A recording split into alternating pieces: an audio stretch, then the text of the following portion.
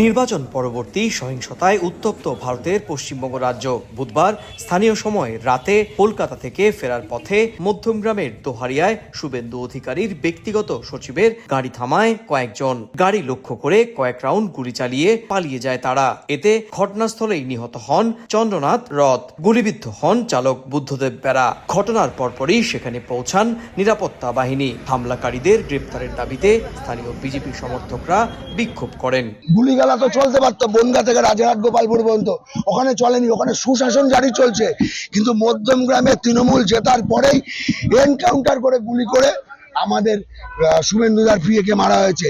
গুলির ঘটনার পর নিহতের মরদেহ ও আহতকে স্থানীয় হাসপাতালে নিয়ে যাওয়া হয়। রাতেই সেখানে যান বিজেপি নেতা শুভেন্দু অধিকারী। পূর্ব পরিকল্পিত ঠান্ডা মাথায় এই খুন সংগঠিত করা হয়েছে। গত 2-3 দিন ধরে রেকি করে একটি ফলস নাম্বার প্লেট লাগানো গাড়ি নিয়ে এটা করা হয়েছে। শুভেন্দু অধিকারীর ব্যক্তিগত সহকারীর হত্যার ঘটনায় বিজেপির সন্দেহের তীর মমতার দলের দিকে। তবে তৃণমূল এই হত্যাকাণ্ডের তীব্র নিন্দা জানিয়েছে। নির্বাচন পরবর্তী সব হত্যার ঘটনার তদন্তের আহ্বান দলটির।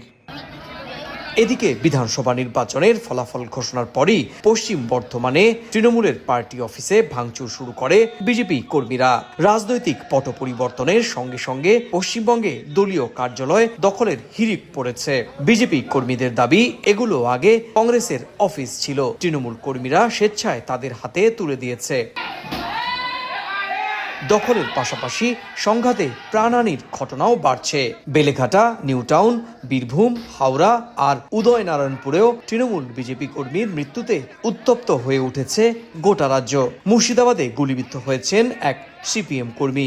রাজ্য জুড়ে চলা সহিংসতা থামাতে 700 কোম্পানি কেন্দ্রীয় বাহিনী মোতায়েন করা হয়েছে।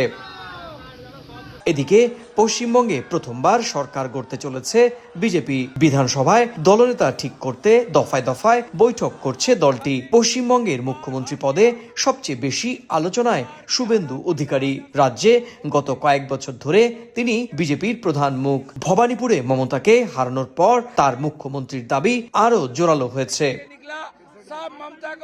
অন্যদিকে বিধানসভা নির্বাচনের ফল প্রত্যাখ্যান করে পদত্যাগে অস্বীকৃতি জানিয়েছেন মমতা বন্দ্যোপাধ্যায়। ভোটে হেরে যাওয়ার পরও বিদায়ী মুখ্যমন্ত্রীর ইস্তফা না দেওয়ার নজির দেশে নেই বলে উল্লেখ করে দেশটির সংবিধান বিশেষজ্ঞরা বলছেন, শেষ পর্যন্ত ইস্তফা না দিলে ভারতের গণতন্ত্রের ইতিহাসে এক নতুন নজির তৈরি হবে।